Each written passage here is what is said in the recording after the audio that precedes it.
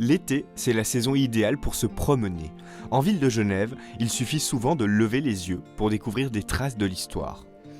Que ce soit des noms de rues, des statues ou autres monuments, les sentiers culturels nous guident sur les chemins d'une ville qui se laisse redécouvrir à chaque passage. C'est une opportunité de découvrir les richesses culturelles au sens large de la ville.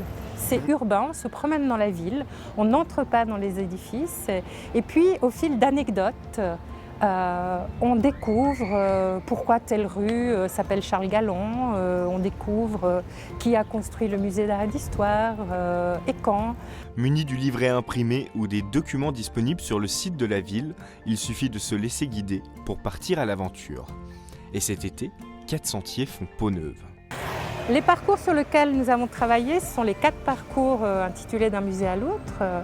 Donc 4 parcours, un qui concerne la vieille ville et ensuite les quartiers périphériques. Les tranchées, donc il y a un circuit dans les tranchées, Plein Palais bien sûr, et les nations.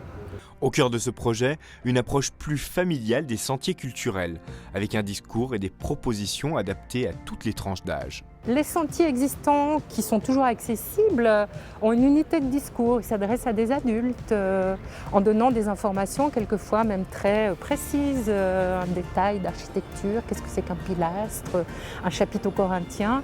Là, dans cette mouture de l'été, c'est vraiment pour être en famille ou être peut-être aussi pas forcément francophone.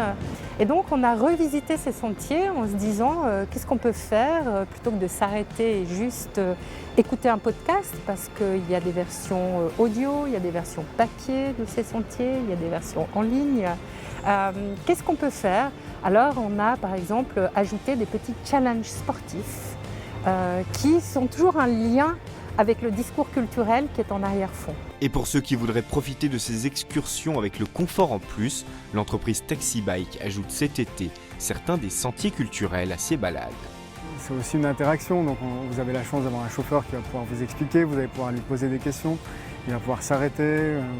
Voilà, on le fait un peu au rythme de la mobilité douce, au rythme du vélo, on prend le temps et puis on découvre sans stress. Profitez donc de ces sentiers culturels remodelés dès la 2e quinzaine de juillet.